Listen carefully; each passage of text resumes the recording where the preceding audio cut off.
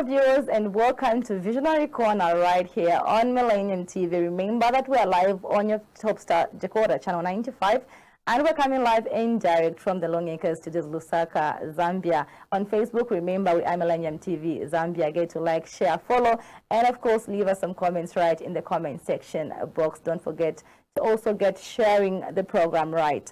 Right, on this particular edition, remember that we are getting you inspired as you join us on this particular adventure. We are going to hear untold stories of people from all walks of life.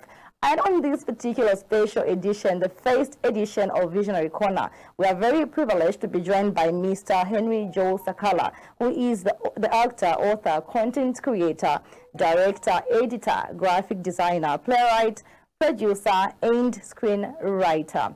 For now, please stay glued and get inspired as you listen to this mind-blowing career journey on Visionary Corner with Henry Joe Sakala. Welcome to the program and good afternoon.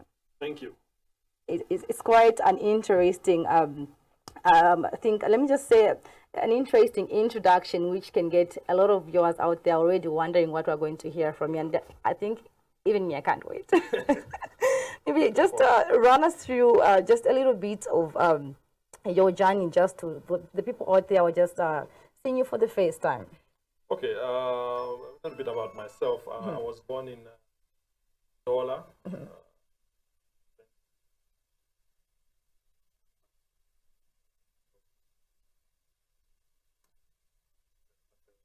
100 years ago, but it's only 40. Raised up in Kitwe.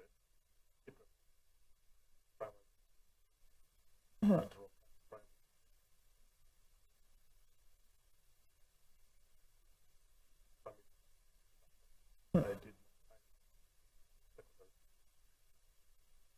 and then journalism at EP.1 college. Then later on, I also pursued a degree in communications. Yeah, and I'm a writer, an actor. I write plays, I write films, I write books. I like to call myself a creative person. Creative. So anything creative, I participate. I do cartoons, graphic art, graphic work, photography, anything that has to do with creativity. The only thing that I can do in the creative world is sing, but I can write music. But what inspired you to get into all this? I think I was exposed to stories at a very young age. Okay. While I was still maybe below 10 years old, while we were still in Ndola, my brothers used to read a lot of comic books, Spider-Man comic books, Superman. There was a particularly interesting one called The Archies, which I don't know where they got these books from, but they were around in the house. So I was exposed to those stories. And also I used to watch a lot of TV, a lot of cartoons. So I got interested in also telling my own stories through this exposure to story. There was an interesting radio program as I was growing up called Pocheza Mazulo, which was like a Nyanja or Chewa storytelling program where this presenter used to tell folklore stories about animals, human beings interacting with animals and all that. It was a radio program, but the way the presenter presented those stories, it was so visual. You could imagine the stories, and that was interesting. There was also another program called Difiabo Kaya, a radio program as well. I think I'm familiar with that one. Yes, very visual, the way they used to do those plays. Soero, with Jomwam Sinjamware and the crew, also very visual. So there was a lot of radio when I was growing up, but it was also visual. Not too much TV, because TV used to close at 22, if I'm not mistaken. But we used to listen to a lot of radio. So that's what encouraged me to also begin to tell my own stories. So from a young age, I used to write stories, I used to draw stories, things like that. But initially that all came with that personal interest Yes. for all that. Right, maybe if you have any personal or professional milestones you'd like to also share with our audience out there, you can simply run us through. Okay. Well, some of them you've mentioned. I think when I graduated from high school, I started doing plays at the Lusaka Playhouse before I even went to college, I think. So there was a play that was produced there called Living with the Enemy, which I think for me was a springboard that propelled me to continue into the writing and the storytelling field, because that was like my first play at the Lusaka Playhouse, and it went on to win Ngoma Awards during that year. Should be 1999 or 2000, somewhere there. So that's one major achievement for me as a writer. And also there are so many other productions that I've worked on. I've worked on one of the popular shows in Zambia called Impali, where I was the head writer for seasons 1 up to 3. So when that show was being created, I was one of the best writers on the show that expanded the story that was created by Frank Sibuku. Yeah, so I do a lot of work, so some of the stuff I forget. I like to ask other people to speak for me most of the time. So what is just with this drive? I'm trying to connect being a writer and also being part of that particular movie. Like, you're also acting. So what makes you have that drive to really connect that? Because others are writers, but they don't really act or found in that particular action itself. Yes. Well, there's a background to that. As a young writer, I always wanted to publish, to get published as a writer. So I had written some stories, written some poems that I was preparing to get published. But around 1993, the publishing sector in Zambia kind of died. Because before we had publishers like KK Publishers or Nexam, Zambia Education Publishing House, and Longman, and all these that were publishing Zambian writers. But around that period, when there was a transition from the UNIP era to the MMD era, the publishing houses kind of phased off. So I was left with nowhere to take my manuscripts. So the only option was to start adapting some of those plays into those stories into plays, because with plays you are able to easily perform, and you already have an audience available. So that transition from wanting to get published as an author into playwriting also required me. When I was writing some of those stories, I really wanted to perform some of the characters, because at that point I felt like there's no one that can really bring out this character the way I'm envisioning it. So that's how I found myself also acting some of those plays that I had written. And it developed like that, became a passion as well. So writing and acting, and also just directing those productions as well, because you want to tell your story in a certain way. If you give it to somebody else, most of the times they may not tell the story the way you want to tell it. Definitely. So overall, how many movies have you actually featured in? Well, I don't know the number, but there are quite a lot. I can mention a few. My first film that I did was called Guns and Rings, which is a short film, 10 minutes short film, which did very well that time. I think it also won an Ngoma Award in 2005. And from the response that we got from that film, we went on to produce a full-length feature film called Silent Voice, which was an adaptation of my play Living with the Enemy. So I was also, featuring a writer and featuring in those productions. And then I went on to work for Movie TV, where I did a lot of productions there as a writer and also as an actor. There was a TV series called Survivors, which was very popular at that time, and then I went on to do another one called Brothers. So those series I was the only writer, because the industry was beginning to develop, and the TV industry was also beginning to develop. I think at that time, that's when we saw the coming in of movie TV as one of the big private TV stations. So I was handling those productions alone. So for Survivors, I must have written maybe up to 170 episodes alone. Brothers, maybe 260 episodes alone. And then also some feature films there. There was When the Curtain Falls, Redemption, and the one you talked about, Reflection of Sadness, and several others. And when Zambezi Magic came on the scene, I also wrote some screenplays there for Frank Sibuku's production company. There was Z-Man, Mfuti, and so many others. Yeah. Just throughout the entire journey, maybe just speak over your family. How have they been on board really to support this passion you have? Well, I met my wife at the theater, so she's an actor as well, and a teacher of literature.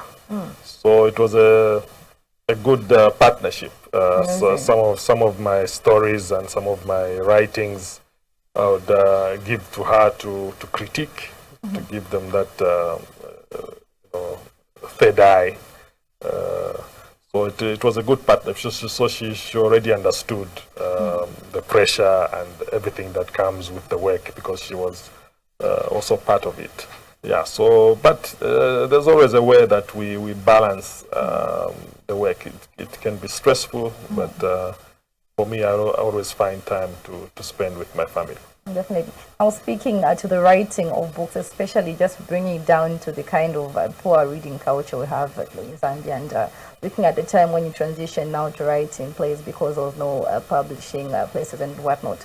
How have you just managed to ensure that you transition back to writing books and ensuring that you have people out there also catching, having to read your books, catching their attention? How are you managing to really capture that? Yes. Well, for me, I still believe that the reading culture is not dead. Okay. Otherwise, we wouldn't have bookstores around. So people still buy books. So for Zambian writers, it's just a challenge to us to make sure that we put out books that are able to compete with international books, which is not easy. It's a difficult task before us, but people still go to the bookstores to buy books. Most of the times they are looking for stories that they can relate to. So that for me is what drives me to keep writing stories, because I know that there's somebody there who wants to read a Zambian book. And, the landscape has changed now.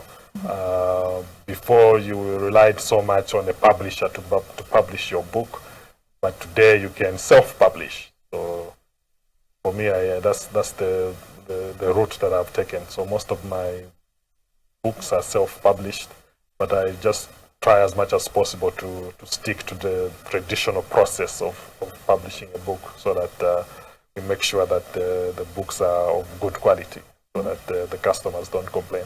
The sales may not be as good as if you are dealing with a publisher, but it's a journey that we are taking slowly, and I'm sure soon enough the numbers will begin to grow.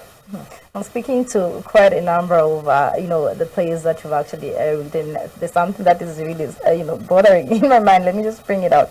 As an author, a writer, a director, do you really bring out these movies based on your interest, or sometimes you want to really communicate to the public and you can come up with something that probably can really catch most of the attention of the people out there, or you bring out the best when it is of your interest?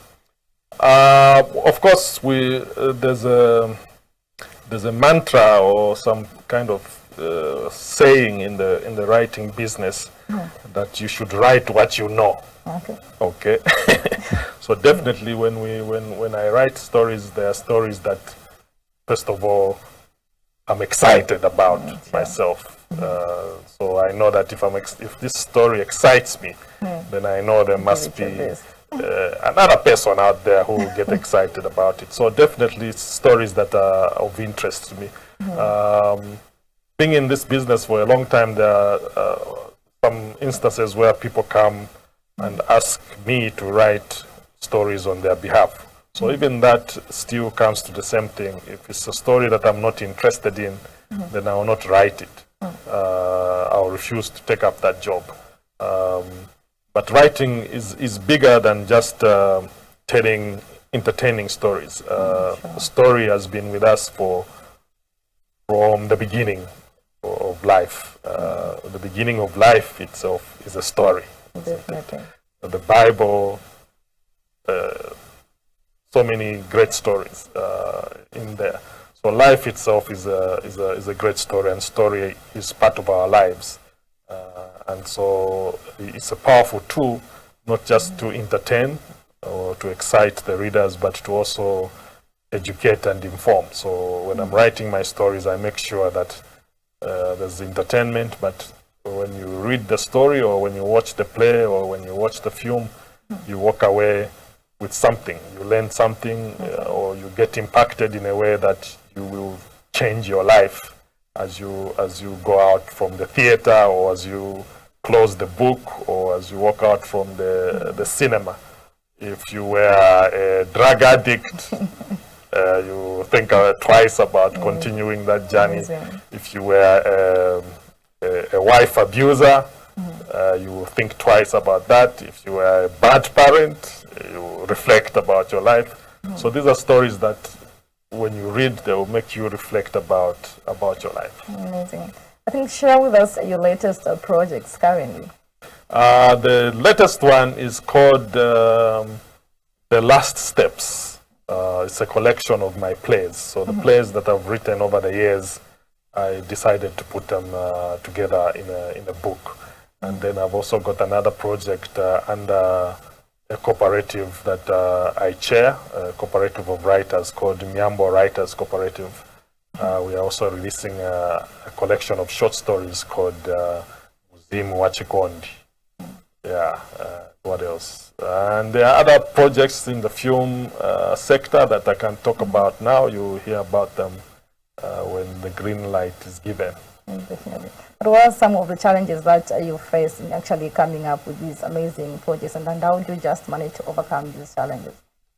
Well, the challenges are many, because first of all, the financing is the biggest challenge. Like I said, most of the books or most of the projects that I do now are self-published books. If it's a film, then mainly it will be self-funded unless you are given a job by a TV station or so. So the biggest challenge, first of all, is finding the money to get your books published. Yeah, but we still soldier on because we believe that there's a customer out there or a person out there who really needs to read these stories, or a life that needs to be changed or impacted by the stories. So that is the drive that keeps us going through and overcoming the challenges. And sometimes you need to find the time to do the business that brings you the income to sustain your life, and also balance the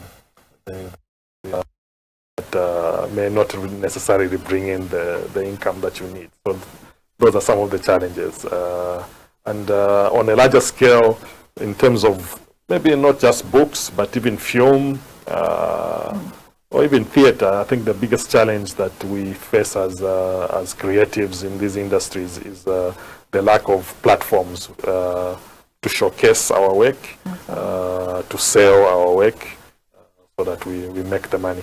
The way Hollywood is set up is that when a film is released, they show it in maybe 5,000 cinemas across their own territory before they even, release it to the world. And how many cinemas around the world will that film show in?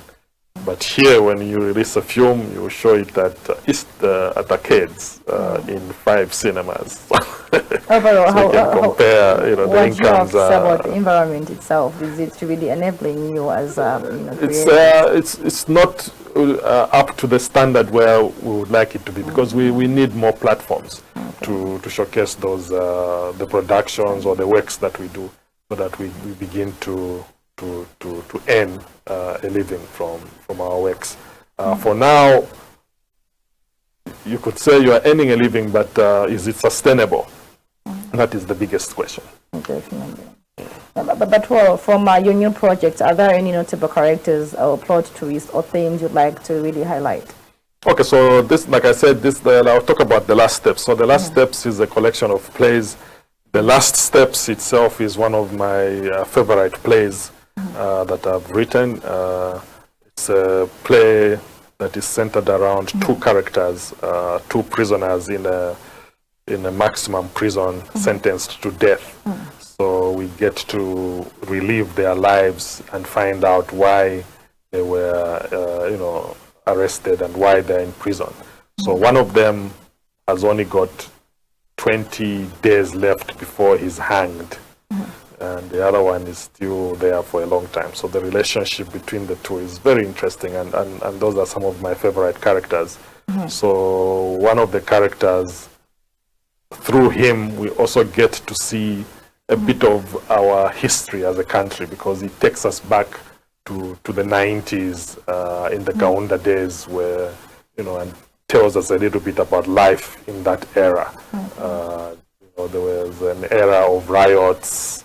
There was an era during that time, it was a one-party state, and the kind of life that people lived in that era. So through that character, he takes us back and tells us about life in Zambia. So it's one of my favorite stories, because it's fiction, but it's also got facts about Zambia through these characters. Very interesting characters, criminals that you've condemned, but after the play, I guarantee you will fall in love with these murderous characters. Definitely.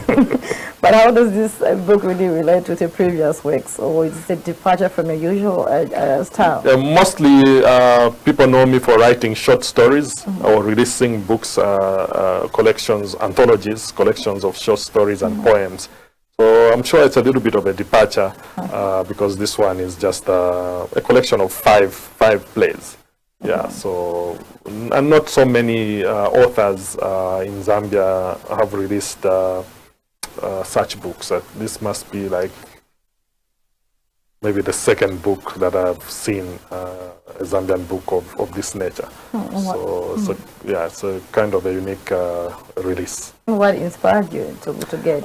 So apart from the plays in the book, this book is also like a semi-autobiography of mine. So with each play in the book, I also write about the process of creating that story and how it was received by the audience, and just my experience around that play. So through those paragraphs in the book, you get to know a bit about myself and my journey in the theater world. So it's a bit of an autobiography as well. Okay. Can you run us through your process, if you have any rituals, habits, or tools that help you stay focused and productive?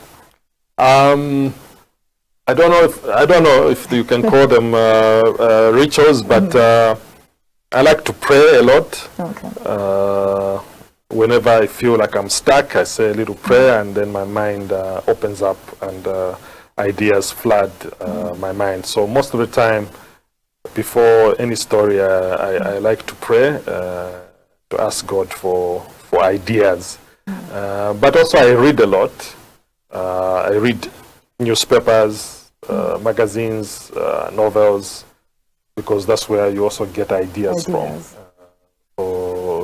Also another saying in the writing business is that you can't be a writer if you are not a reader. Okay, so it goes hand in hand. Yes, so it goes hand in hand. There are no rituals per se. I think I'm very random, and I think that has worked very well for me. Maybe you can call it a ritual. I'm always writing down notes. So my phone is my notebook. If I don't have an actual notebook, then I'll write down the idea in my phone. So I'm always writing down ideas whenever I'm moving around. Whatever I see that is interesting, I need to jot it down. So it must be a ritual in a way. Even dreams, if I at some point I was actually recording dreams every single day for a month.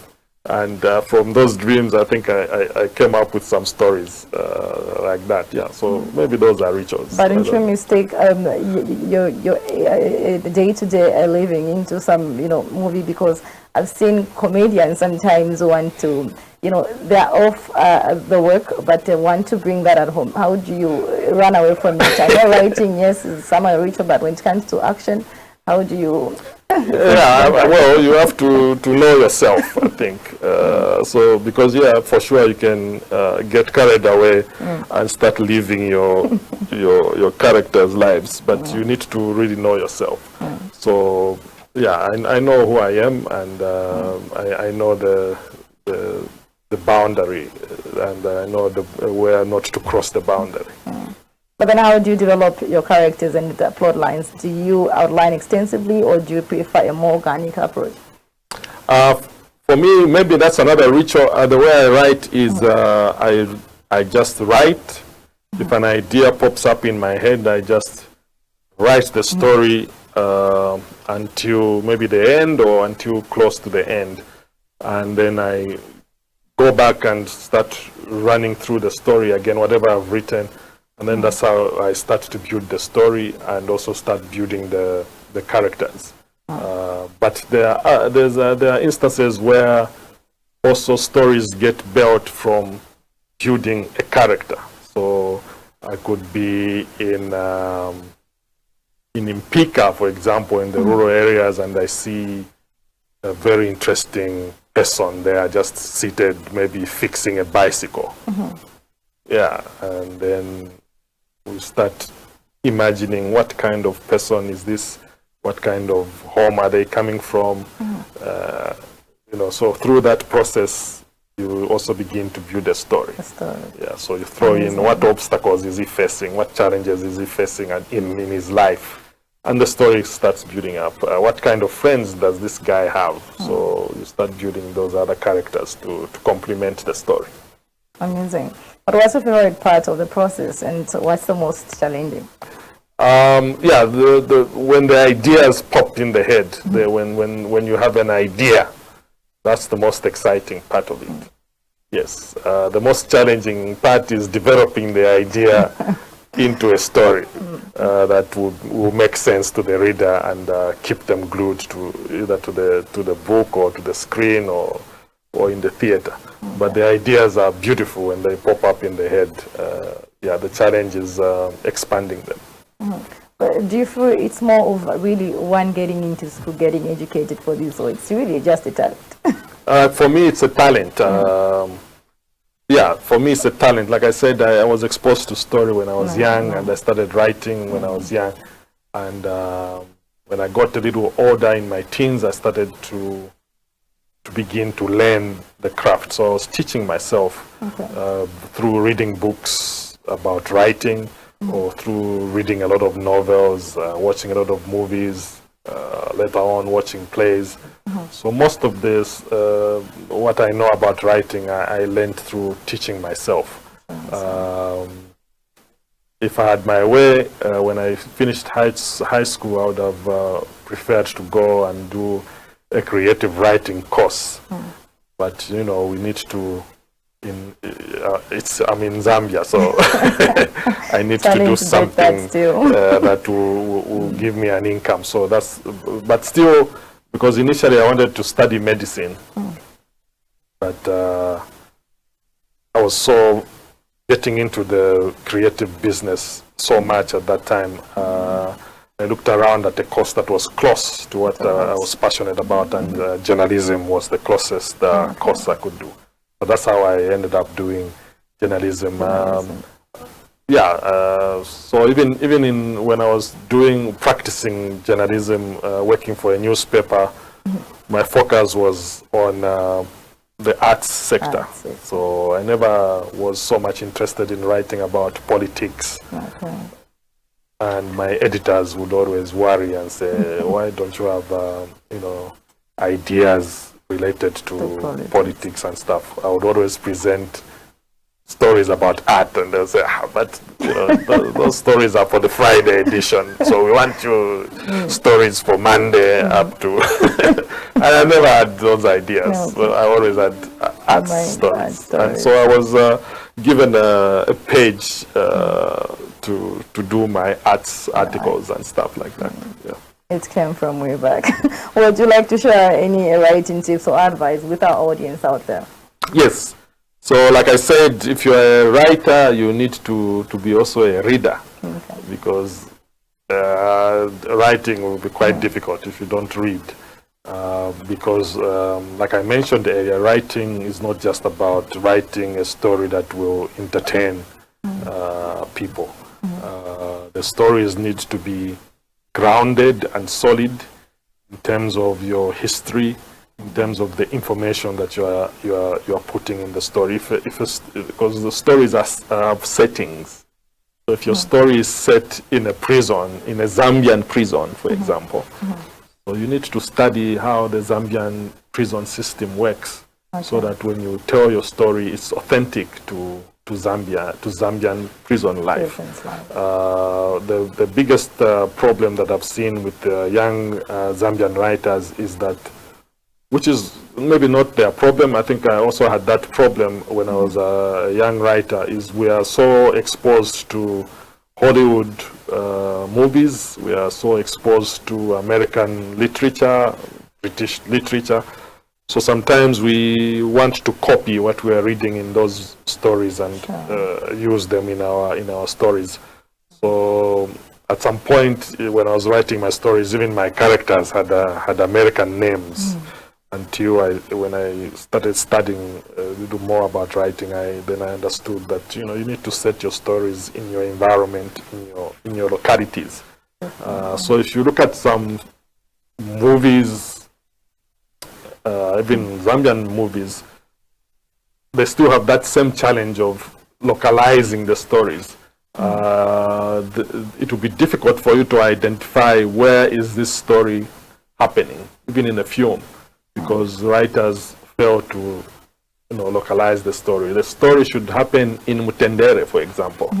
Yeah, but in some movies that I've watched, they would say a story is happening in Mutendere, but they could be shooting it in Matero.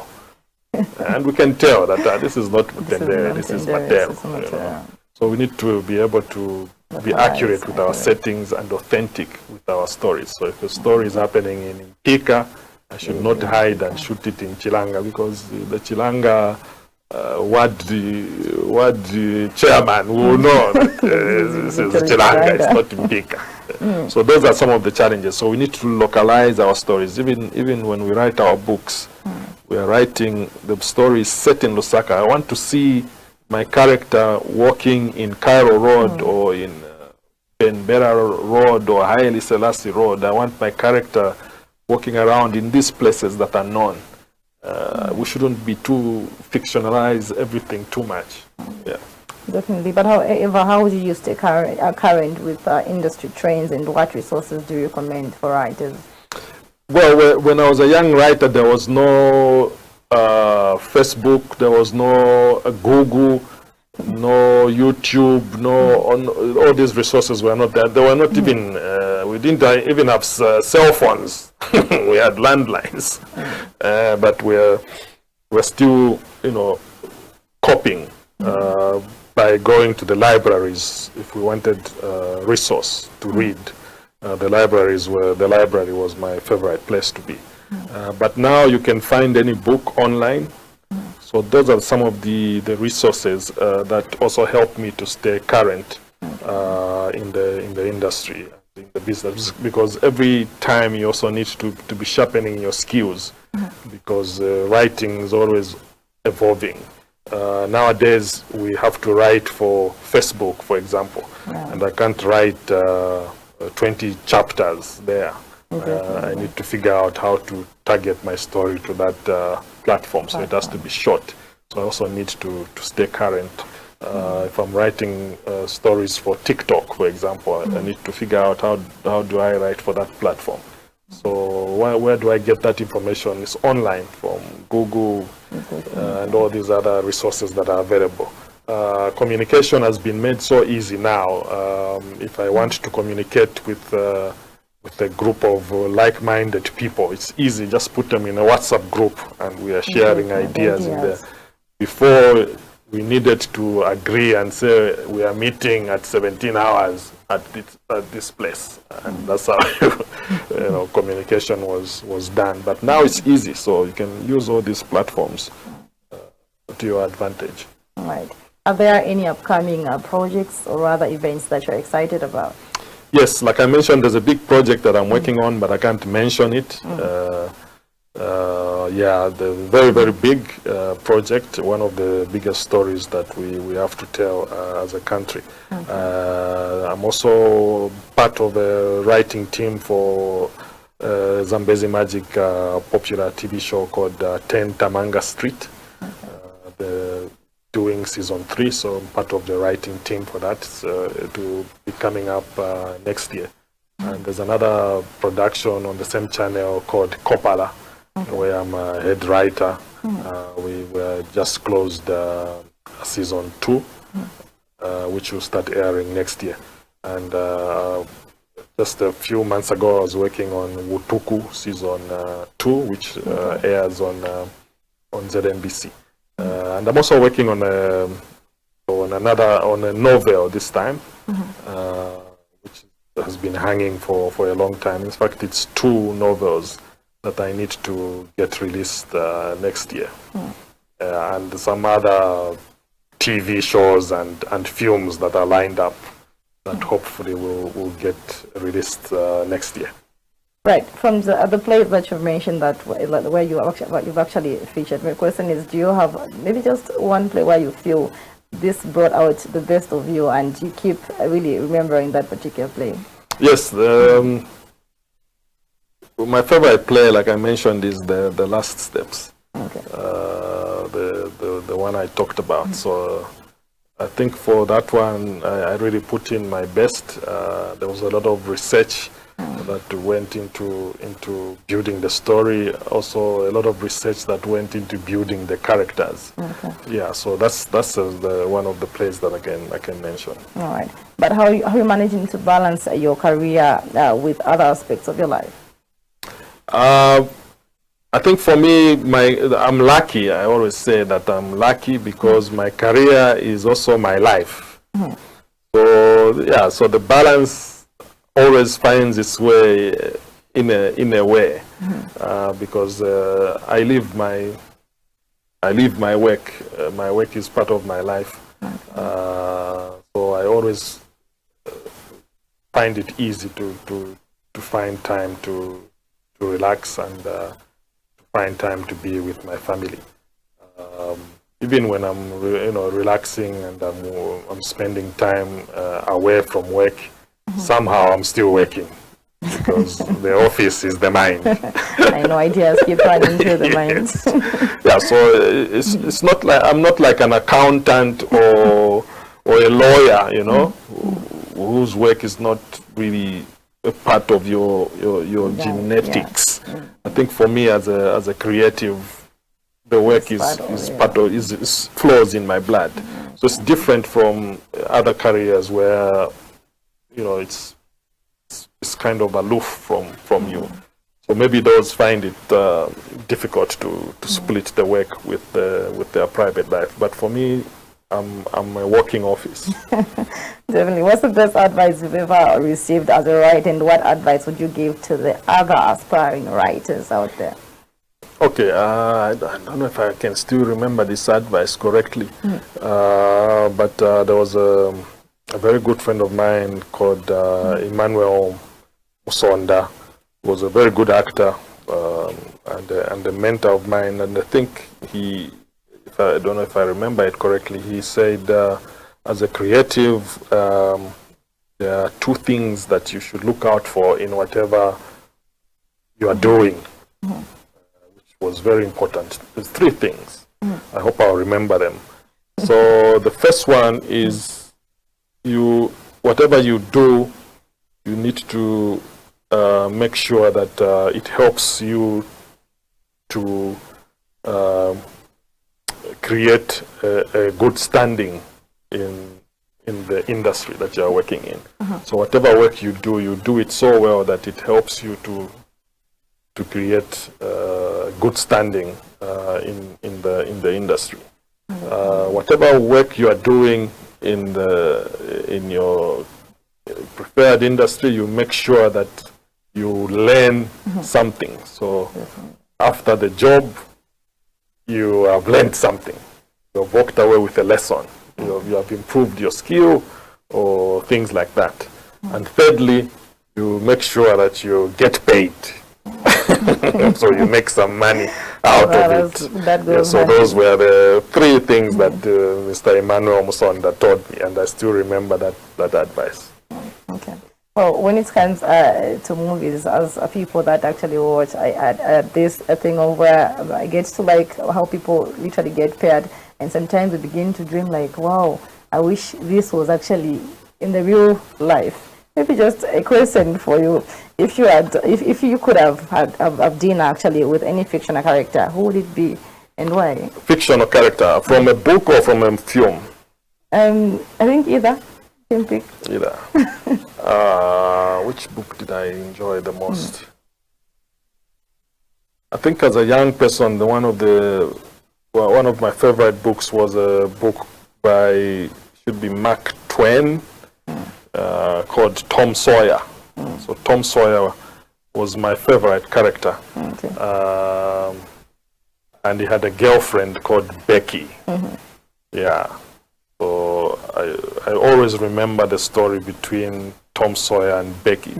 So because at some point Becky did something bad and was supposed to be caned by the teacher or something, but Tom Sawyer stood up and said, "No, I'm the one who did it," and got caned for Becky. So those two characters are the ones that I would enjoy having dinner with. Yeah, but there are several characters as well. Okay. But those are the ones that stand out. Okay. What's your favorite book or series of all time, and what draws you to it really? Well, I can't really mention like one favorite book or series. But which one comes to mind? There's a book that I took very long to read. I think I read it recently, maybe 2 years ago. But people kept talking about it. It's a book called Things Fall Apart. I must have even watched the film before I read the book. But when I finally read the book... a school literature book, right? Yes. It's a very powerful story. And I think maybe for now I can mention that book as one of my favorite books. Not of all time, but one of my favorite books. Well, if you had to switch lives with any author, just for a day, who would it be? Switch? Yeah. Or be them? Yeah. Which one is my favorite author? There's a writer called David Morrow. He's a author of the book called First Blood, which was adapted into this Rambo film. Yeah, so as a teenager, I think I read a lot of that man's books. I'm a big fan of his work, and I actually follow him even on social media. Fortunately, he's still alive and he's still writing. So, and he makes a lot of money from writing. So probably I would like to be him. Even for you. Yes. Well, but what's the closest or most memorable thing that happened to you just as a writer?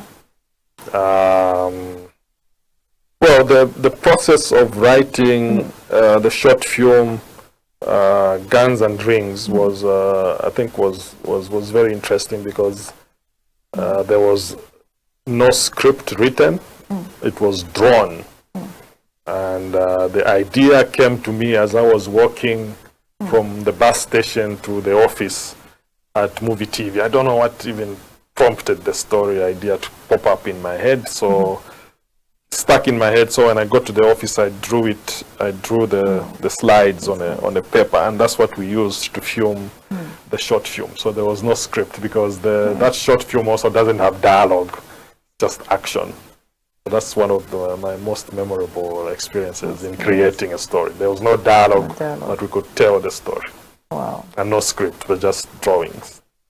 Right. Maybe just, I know you said we've done quite a lot of work, but I believe some of the quotes somehow can be recorded. Maybe just to share with you the quote, which reads, it's coming from a famous movie as well, and it says, "Elementary, my dear Watson," from this is from the Adventures of Sherlock Holmes, and we have "It's alive, it's alive," from Frankenstein. So in which of your movies did this pop up? Those lines in my movies? Yes. Those lines were in my films? Yes. I can't remember. You can't remember. Right. Okay. Do you have yours? Remember that this is the Visionary Corner, right, on Millennium TV. Just getting to hear more and more from Henry Joe Sakala, right, on Visionary Corner. Remember that we're live on our Facebook page, Millennium TV Zambia. Hopefully you're actually following the story from our very own famous author, Henry Joe Sakala. Maybe just to get back to you, maybe just to highlight maybe how you see this going, just to somebody there who may be watching, to see how you envision this transition of you being an author, a writer as well. What is the plan like, the future for you? How does it look like? Well, the future is always bright, always bright. Otherwise, we wouldn't be motivated to wake up and do what we do, or motivated to wake up and work. So the future is always bright, because there's always potential to get better. Always there's potential to get better. If you look at my journey in theater from 1998, somewhere there. Just when I was being born. That's from way back. Yes.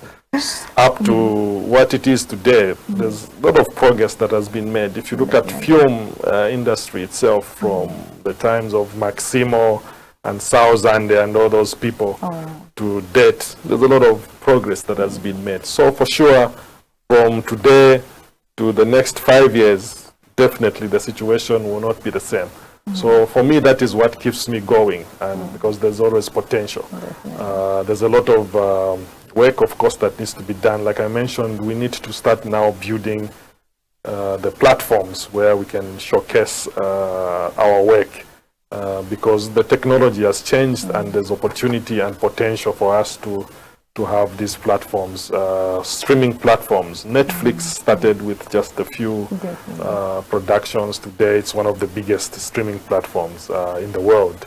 So why not have a Zambian streaming platform also that we can build slowly by the 5th year, the 10th year, something that us Zambians can embrace and start to stream productions there.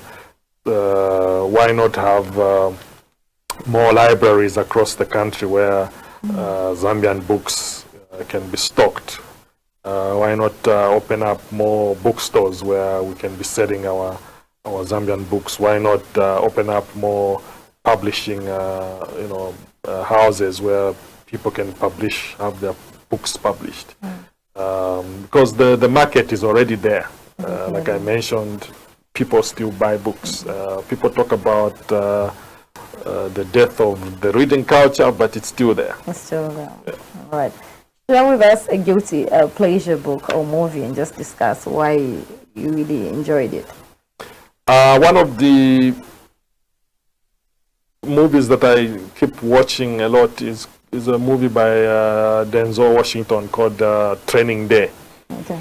I don't know when that movie was released, but it's one of my favorite films, firstly because Denzel Washington moved away from his usual characters that he was portraying in these other films of a good guy. So in that film, he played a bad guy, and he did it so well. So for me, even just the way the story was written and the way it was filmed, for me, it's like a masterclass in filmmaking. So even when I'm doing workshops about writing, maybe that's the reason why I watch it a lot. That's the film that I use as reference to my classes. Like, see how this movie was done. Very impactful. Story flows logically up to a very exciting conclusion. So that's one of the films that I watch a lot. All right. But throughout your journey from since 1998, even as we are winding up to where we are, was there a time where you felt like, well, you know, the challenges probably are overwhelming and let me just end it here, I don't think I can carry on? Was there a time you felt like that? It happens every day. Happens all the time. Like I said, it's quite difficult to find work that will pay you to sustain yourself. Difficult and challenging. So you really have to hustle, as they put it, to find those jobs that will sustain you in the media landscape itself. So I run a production company, so I do a lot of other work that bring in the income. Because some of the work that you put out may not necessarily bring you the income that you are looking for. But because of the passion, because you are passionate about what you are doing, you still keep doing it. Yeah, so there are some times when the business side of it is dry, as they say. There's a drought. The whole half the year you are not. The passion drives it. Yes, half the year you are just doing work that is not, bringing in income. So those are the moments where you feel like maybe I should start farming, look for some land and plant some tomatoes or cabbages, start rearing some chickens and stuff like that. Yeah, so there are all those moments that come. The passion for it. But the passion keeps driving. Definitely. Thank you so much, Mr. Sakala. You can give just your quick words to the viewers out there. Okay, so to the viewers out there, I think first of all I'd like to thank you so much for supporting our work. I think you are the reason why we are here and why we keep pushing and doing what we do. Your support is overwhelming, and please keep supporting local and keep buying local. The more the numbers we have, the more work will be released and the more benefits will come to us, so that we keep the work going. So thank you for your support. To the young writers, don't give up. The young creatives, don't give up.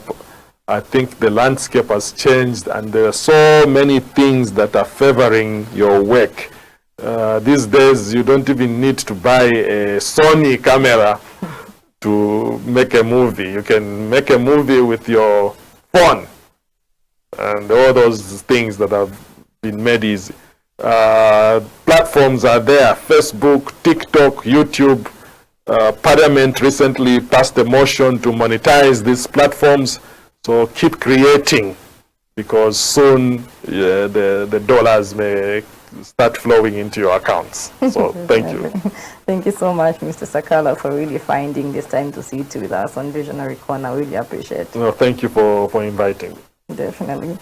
On this particular note, we come to the end of Visionary Corner right here on Millennium TV. I do believe that you are with us from the time we started up to the time we're getting to an end. And I believe a lot has actually been learned. You've been inspired on this particular adventure. And more is coming on Visionary Corner. For more other exciting editions, ensure to stay glued as we bring to you more and more interesting untold stories of people from all walks of life. I've been your host, Doreen Kapampa. Remember that the one who joined us on this particular edition was no other than Mr. Henry Joe Sakala, who is the actor, author, content creator, director, editor, graphic designer, playwright, producer, and screenwriter. You've been with me, your host, Doreen Kapampa, once more. Thank you so much for watching. Remember to continue watching Millennium TV. From me, it's bye-bye.